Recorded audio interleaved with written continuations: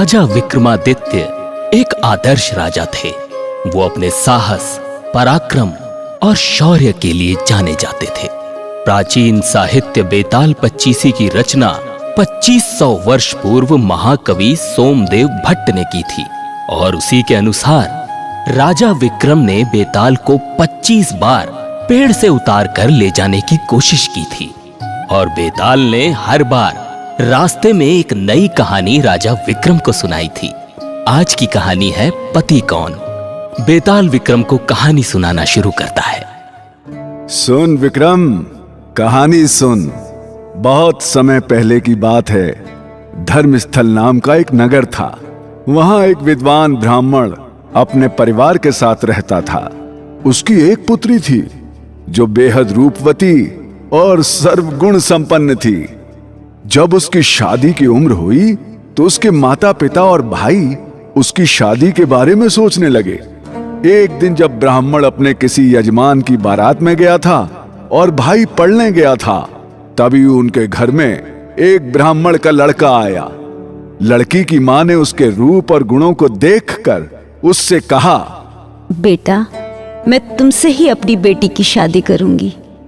दूसरी तरफ यजमान की बारात में गए ब्राह्मण पिता को भी एक दूसरा लड़का मिल गया और उसने भी उस लड़के को बेटी की शादी का वचन दे दिया।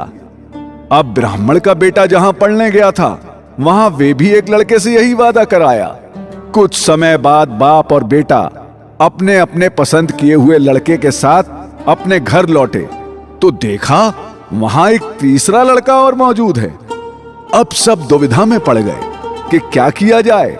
इतने में ब्राह्मण की बेटी को सांप ने काट लिया और वो मर गई। उसके पिता, भाई और तीनों लड़कों ने बड़ी भागदौड़ की, जहर झाड़ने वालों को बुलाया, सब कुछ किया, लेकिन सब बेकार साबित हुआ।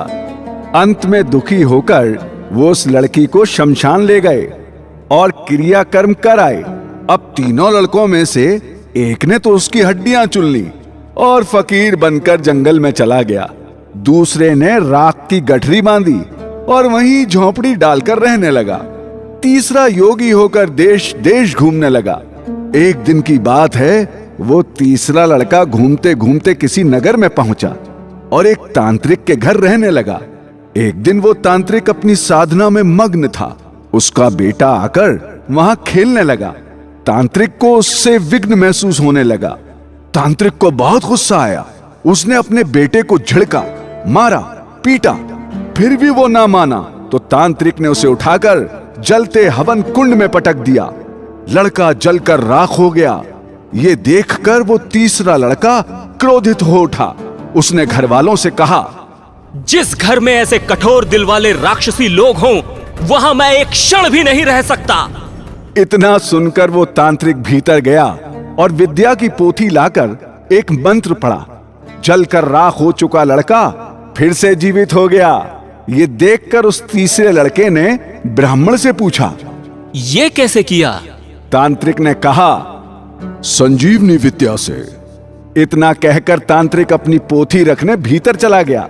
लड़के ने सोचा, अगर ये पोथी मेरे हाथ पड़ जाए तो मैं उस लड़की को फिर से जीवित कर सकता हूं। हाँ। इसके बाद उसने भोजन किया और वहीं ठहर गया। जब रात को सब खा पी कर सो गए तो उस तीसरे लड़के ने चुपचाप वो पोथी उठाई और वहां से चल दिया।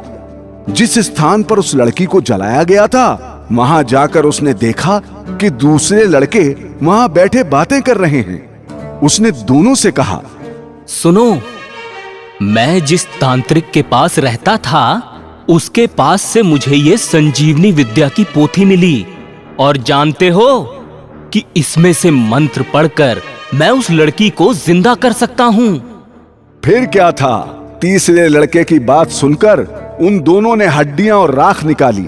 लड़के ने जैसे ही मंत्र पढ़ा, वो लड़की जी उठी।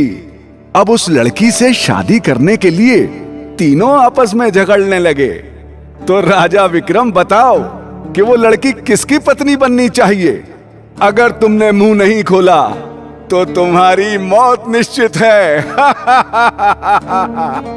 जो लड़का वहां कुटिया बनाकर रहा, वो लड़की उसकी पत्नी बननी चाहिए। लेकिन क्यों होना चाहिए विक्रम? देखो वेताल, जिसने हड्डियां रखी वो तो उसके बेटे के बराबर हुआ, और जिसने विद्या सीखकर जीवन दान दिया वो पिता के बराबर हुआ, और जो राख लेकर रमा रहा वही उस लड़की का असली हकदार है।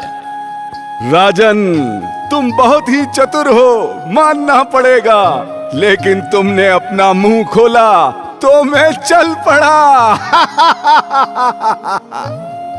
बेताल फिर पेड़ पर जा लटका।